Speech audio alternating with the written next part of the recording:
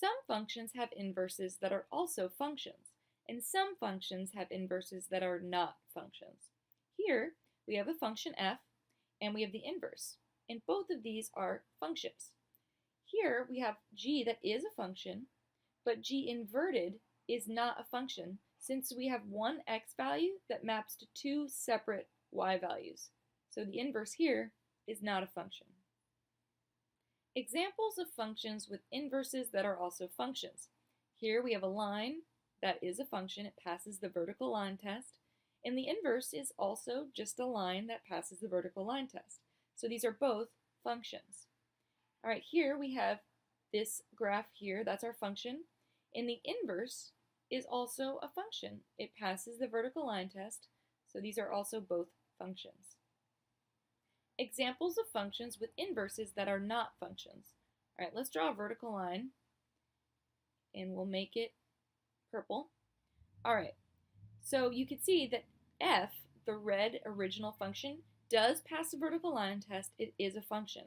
However, the blue graph is not a function because right here, the vertical line intersects the blue graph at two separate points. So the blue graph, the inverse, is not a function. Same with over here. The original function g is a function because, as you can see, it passes the vertical line test. However, the inverse fails the vertical line test a bunch of times, basically everywhere. So it fails it here, here, here. It does not fail it just at that one point, but at every other point it does fail. The blue graph is not a function. Remember, a function is a relation that assigns to each input one and only one output. Because of the swapping property of inverses, for a function to have an inverse function requires that each function output can have one and only one input assigned to it. Definition: a function that has an inverse function is called a one-to-one function. For each input, there is one and only one output, and for each output, there is one and only one input assigned to it. One-to-one functions have inverses. Let's see this in action. Here we have function f. Let's focus on the arrows that map x onto y.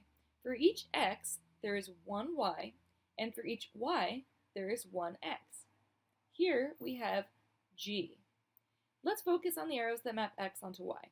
For each x, there is one y.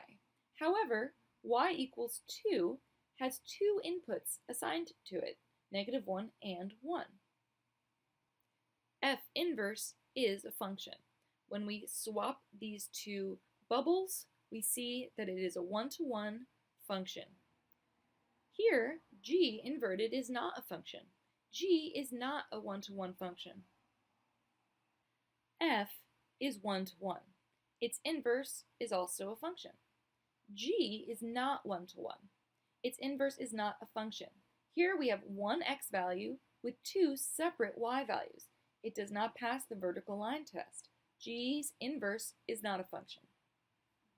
The vertical line test is used to determine if a graph of a relation is a function.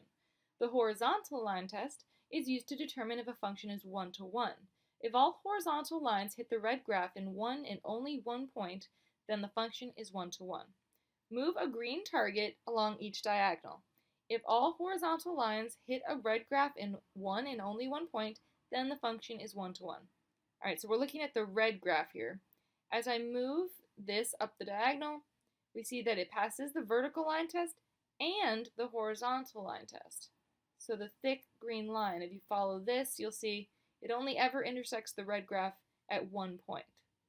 Over here, however, we're looking at the red graph. While if you look at the vertical line test, it does pass the vertical line test.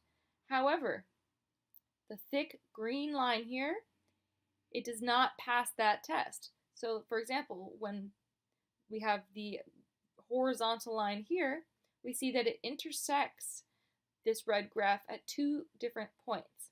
So the graph of G here does not pass the horizontal line test, therefore the inverse of graph G will not be a function.